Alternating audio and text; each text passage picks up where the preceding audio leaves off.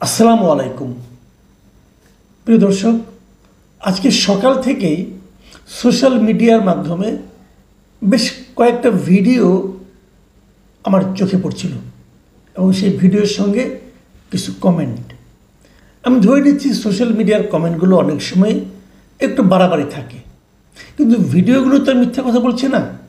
তো দেখলাম এই ভিডিওগুলোতে মার্কিন বিমান বাহিনীর একটা এয়ারপ্লেন, একাধিক এয়ারপ্লেন, এবং তার সঙ্গে একটা ভিডিও দেখলাম ওখানে একজন লোক চট্টগ্রাম এয়ারপোর্ট থেকে দুবাই যাচ্ছে। উনি বলছিলেন যে আমি দুবাই যাচ্ছি, আমি এয়ারপোর্টে ইউএস এয়ারফোর্সের এইগুলো বিমানগুলো দেখছি এবং লোকগুলি নামছে এবং এয়ারপোর্টে তারা তাদের মালামাল নিয়ে যাচ্ছে, হোটেলে উঠছে। এই সমস্ত খণ্ড খণ্ড খণ্ড খণ্ড অনেকগুলি ভিডিও আমি দেখলাম এবং সেই সঙ্গে অনেকে ভিডিওতে পাশে যে কমেন্টগুলো করেছেন সেই কমেন্টগুলো তারা এই ধরনের মন্তব্য করেছেন যে বহুদিন ধরে বলা হচ্ছিল যে আমাদের চট্টগ্রাম এলাকার সেন্ট মার্টিন এলাকায় এই এলাকাগুলোতে মার্কিন সেনাবাহিনীর একটা অবস্থান থাকতে পারে এবং এ ধরনের কিছু একটা হচ্ছে কি না, এ ধরনের কথা সেখানে লেখা ছিল। দেখুন, স্পেকুলেশন তো অনেক কিছুই থাকে। শেখ হাসিনা যখন ক্ষমতায় ছিলেন তখন উনি বারবার কিন্তু বলছিলেন যে সেন্ট মার্টিন তাদেরকে দিয়ে দেওয়ার কথা বলা হচ্ছিল এবং তারপর সেন্ট মার্টিনে যখন আমাদের এই নতুন সরকার, অন্তর্বর্তীকালীন সরকার এসে সেন্ট মার্টিনে মানুষের অবাধ যাতায়াতকে সীমাবদ্ধ করে দিল, নিষিদ্ধ করে দিল, তখন কিন্তু সেই স্পেকুলেশনগুলো আবার প্রাণ পেল। এরকমই হয়, হয়তো কিছুই না, হয়তো পরিবেশের জন্য করা হয়েছে, আমি ঠিক জানি না কেন করা হয়েছে। এত বছর তাহলে পরিবেশ নষ্ট হচ্ছিল বোধ হয়, রিজওয়ানা হাসান এসে পরিবেশকে উদ্ধারের জন্য লেগে গেলেন।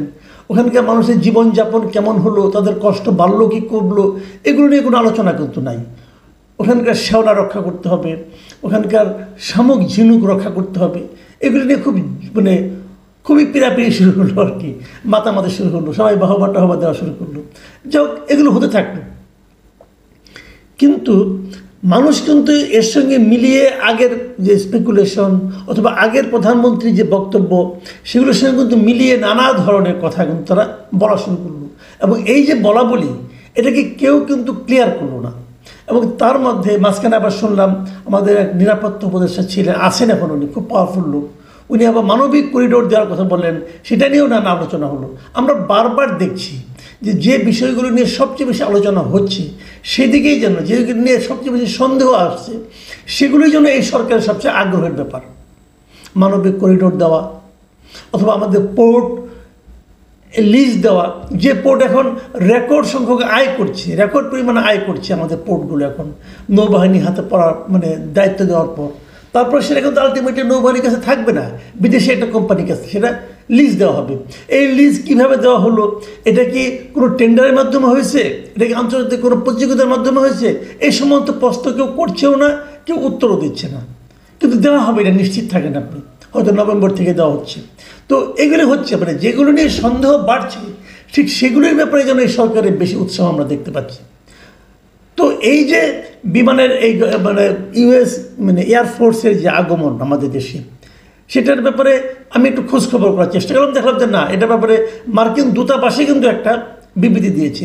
আবার আরও একটু নক করে দেখলাম যে না, দুদিন আগেই এ সংক্রান্ত একটা প্রেস রিলিজ আমাদের আইএসপিআর আন্তঃবাহিনী জনসংযোগ বিভাগ যারা আছে তারা দিয়েছিল, সেটা 14 তারিখে গত রবিবার তারা একটা বিবৃতি দিয়েছিল এবং তারা বলেছিল যে এটা একটা অপারেশন প্যাসিফিক অ্যাঞ্জেল 25-3 এটা নাকি শুরু হতে যাচ্ছে আমাদের এখানে, এবং চট্টগ্রামে বিমান বাহিনীর ঘাঁটি জহুরুল হকের উদ্বোধন হয়েছে এবং সেই উদ্বোধনী অনুষ্ঠানে বিমান বাহিনী প্রধানরা ছিলেন এবং তারা জানিয়েছেন এখানে বাংলাদেশ বিমান বাহিনীর 150 জন এবং যুক্তরাষ্ট্রের 92 জন সদস্য অংশ নিচ্ছেন এবং এখানে সেনাবাহিনী এবং নৌবাহিনীর সদস্যরাও এই মহড়ায় যোগ দিবেন। আইএসপিআর থেকে তখন জানানো হয়েছিল এই মহড়া দুই দেশের বিমান বাহিনীর পেশাগত দক্ষতা বৃদ্ধি করবে, অভিজ্ঞতা বিনিময়, আন্তঃকার্যক্ষমতা জোরদার, এরকম অনেক কিছু তারা করবে, আমাদের অনেক লাভ টাভ হবে আর কি। তো আমাদের লাভ এতদিন দরকার পড়ে নাই, হঠাৎ করে এই সরকারের আমলে এসে দরকার পড়ছে কেন সেটা জানি না, আমরা বলতে পারবো না। তো লাভ যদি হয় ভালো, হঠাৎ করে আমরা লাভের মুখ দেখা শুরু করেছি যুক্তরাষ্ট্রের কাছ থেকে তাও, এবং সেই লাভ দেওয়ার জন্য তাদের বিমান বাহিনীর লোক উড়ে এসে আমাদের এখানে চলে এলেন, যাক ভালো, এগুলো নিয়ে আমরা কোনো খারাপ কিছু বলবো না। কিন্তু আজকে যখন তারা এলেন তখন আমরা মার্কিন দূতাবাসের কাছ থেকে একটা প্রেস রিলিজের মতো পেলাম। সেখানে সেই বার্তায় বলা হয়েছে, এই বার্তাটা আপনারা একটু ঠান্ডা মাথায় খেয়াল করেন। বার্তায় বলা হয়েছে যে কেন তারা আসছে। তারা বলেছেন যে মানবিক সহায়তা এবং দুর্যোগ মোকাবেলাকে কেন্দ্র করে পরিচালিত 7 দিনের বহুপাক্ষিক এই কর্মসূচিতে অংশ নিয়েছেন যুক্তরাষ্ট্রের 92 জন এবং বাংলাদেশ বিমান বাহিনীর 90 জন সদস্য। এটা কে বলছে? মার্কিন দূতাবাস। একটু আগে যেটা আইএসপিআরে পড়লাম সেখানে কিন্তু ছিল বাংলাদেশ বিমান বাহিনীর 150 জন। 150 জন থেকে কমে এখন 90 জনে আসুক। তারপর তারা বলেছেন যে শ্রীলঙ্কা বিমান বাহিনীর 2 জন চিকিৎসাকর্মী, ওরেগন এয়ার ন্যাশনাল গার্ড এবং আঞ্চলিক সহযোগী অংশীদাররা এখানে থাকবে। খুব ভালো কথা। মার্কিন দূতাবাস আরও কি বলছে এটাও একটু মন দিয়ে শুনেন। তারা বলেছেন যে প্যাসিফিক অ্যাঞ্জেল 25 যুক্তরাষ্ট্র ও বাংলাদেশের চলমান প্রতিরক্ষা সহযোগিতা এবং মানবিক প্রস্তুতির অঙ্গীকারকে সুস্পষ্টভাবে প্রতিফলিত করে, যা ভবিষ্যৎ সংকটে দ্রুত ও কার্যকর প্রতিক্রিয়া জানানোর সক্ষমতা জোরদার করবে। খেয়াল করবেন, তার মানে আমাদের মধ্যে চলমান কি আছে? প্রতিরক্ষা সহযোগিতা। আমাদের সঙ্গে যুক্তরাষ্ট্রের প্রতিরক্ষা সহযোগিতাটা কি ভাই? এটা একটু বোঝার চেষ্টা করি আমরা। কি আমাদের তার সঙ্গে কিসের প্রতিরক্ষা সহযোগিতা সে আমাদের করবে? এটা কি চলমান, মানে আগের থেকে চলছিল? কবে থেকে চলা শুরু করলো? এই সরকারের আমলে চলা শুরু করলো নাকি আগের থেকে, অনেক আগের থেকে চলছিল? বিষয়টা কিন্তু ক্লিয়ার না। যদি এই সরকারের আমলে চলা শুরু করে সেটা কি আমরা জানি? এদেশের জনগণ জানে নাকি জানার কোনো প্রয়োজন নেই? ডক্টর ইউনূস এবং তার সরকার জানলে চলবে? এটা আমি ক্লিয়ার না জিনিসটা, আপনারা কেউ ক্লিয়ার হলে আমাকে বলবেন। আচ্ছা, তারপরে আবার বলছে যা নাকি ভবিষ্যৎ সংকটে দ্রুত ও কার্যকর প্রতিক্রিয়া জানানোর সক্ষমতাকে জোরদার করবে। একটু সতর্কভাবে খেয়াল করবেন যে ভবিষ্যতে যে সংকট হতে পারে যদি হয় সেখানে দ্রুত কার্যকর করবে। দ্রুত কার্যকর অর্থটা কি? তার মানে তারা আশেপাশে থাকবেন। আমাদের এখানে কোনো ঘাঁটি হতে যাচ্ছে? এই প্রশ্নটা কিন্তু ভাই আসবে। দেখুন, আরেকটা কথা ওনারা বলেছেন যে বাস্তবসম্মত সংকটের অনুকরণে করা এই মহড়া অংশীদার দেশগুলোর প্রাকৃতিক দুর্যোগ মোকাবিলার সামর্থ্য বৃদ্ধি করে, আঞ্চলিক সহনশীলতা গড়ে তোলে এবং এখান থেকে খেয়াল করেন এবং ইন্দো প্যাসিফিক অঞ্চল জুড়ে দীর্ঘমেয়াদী নিরাপত্তা সহযোগিতাকে সুদৃঢ় করে। এই যে কথাটা, যে ইন্দো প্যাসিফিক অঞ্চল জুড়ে দীর্ঘমেয়াদী নিরাপত্তা সহযোগিতাকে সুদৃঢ় করে। ইন্দো প্যাসিফিক অঞ্চল জুড়ে দীর্ঘমেয়াদী নিরাপত্তা সহযোগিতা কে কার কাছে চেয়েছে? আমরা কি যুক্তরাষ্ট্রের কাছে চেয়েছি? চাইলে আমরা কেন চেয়েছি? এবং তারা যদি দীর্ঘমেয়াদী আমাদেরকে নিরাপত্তা সহযোগিতা দেয়, কীভাবে দেবে? প্রতিবার প্লেনে করে আসবে নাকি এখানে কোথাও থাকবে? দেখুন, এই সমস্ত অজুহাত দিয়েই কিন্তু এশিয়ার অনেক দেশে যুক্তরাষ্ট্র ঘাঁটি করেছে। দক্ষিণ কোরিয়ায় করেছে, কাতারে করেছে কিন্তু কাতারে কোনো কাজে লাগে নাই।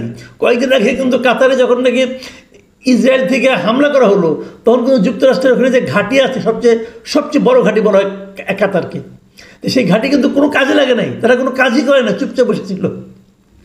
তো ঘাঁটি করবে আমাদের এখানে? কোথায় করবে ঘাঁটি? সেন্ট মার্টিনে করবে? আমরা জানি না কিছু, বাট প্রশ্নগুলো তো উঠবে।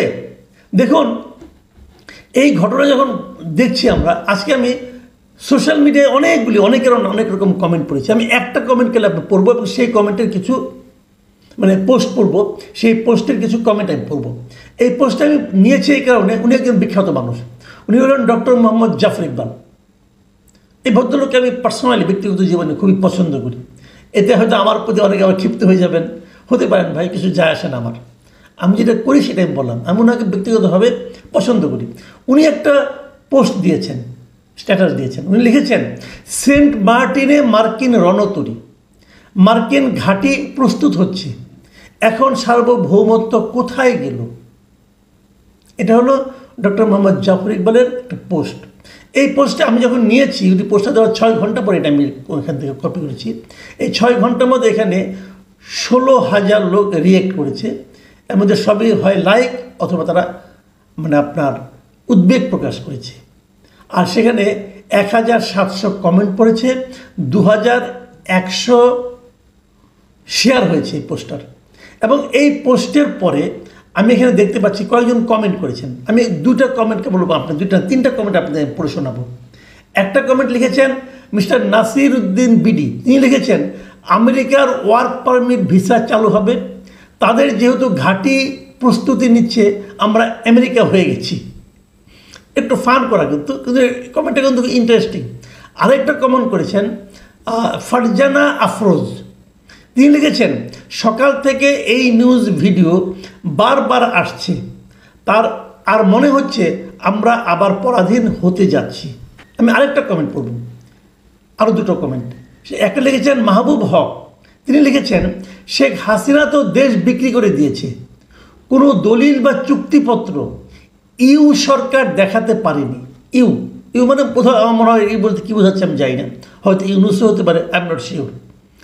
এই 1 বছরে কিন্তু ইউ গং বিক্রির কাজটা ঠিকই করে ফেলেছে, সবই তো দৃশ্যমান হচ্ছে। আমি আরেকটা কমেন্ট পড়ছি, এটি শেষ কমেন্ট। সৈয়দ জাহিদুন নবী, তিনি লিখেছেন very true, 100+ US army personnel arrive today in Chittagong, hotel Radisson blue made empty for their stay, full Chittagong city putted on extra security. মানে পুরো চিটাগাং সিটির মধ্যেই একটা বাড়তি নিরাপত্তা জারি করা হয়েছে এবং রেডিসন ব্লু যেটা আছে চিটাগাংয়ের, সেটাকে খালি করে দেওয়া হয়েছে এদেরকে থাকার জন্য। দেশে কি এখন সে ধরনের কোনো মারাত্মক সিচুয়েশন উপস্থিত হয়েছে যেমনভাবে একটা 5 স্টার হোটেলকে খালি করে তাদেরকে রাখতে হবে এবং চিটাগাং সিটিতে বাড়তি নিরাপত্তা করতে হবে? কেন? আসলে হচ্ছেটা কি?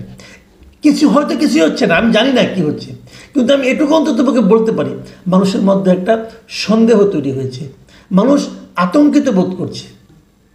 এবং এগুলো হয়তো কিছুই হতো না, কিন্তু মানুষ মেলানোর চেষ্টা করছে যে আগের সরকার প্রধান যে আশঙ্কাগুলি প্রকাশ করেছিল সেই আশঙ্কাগুলি কি বাস্তবায়িত হতে যাচ্ছে? হয়তো হচ্ছে না, কিন্তু মানুষের মধ্যে সন্দেহটা জাগ্রত হয়েছে। এই সন্দেহটা কিন্তু দূরীকরণের দায়িত্ব এই সরকারের। সরকার কি বলবে আমি জানি না, এবং কি বললে মানুষ বিশ্বাস করবে সেটাও জানি না, অথবা কি বললে মানুষের সন্দেহটা আরও তীব্র হবে সেটাও আমি বলতে পারবো না। তবে আমি সরকারের কি বলে সেটা দেখার অপেক্ষায় আছি।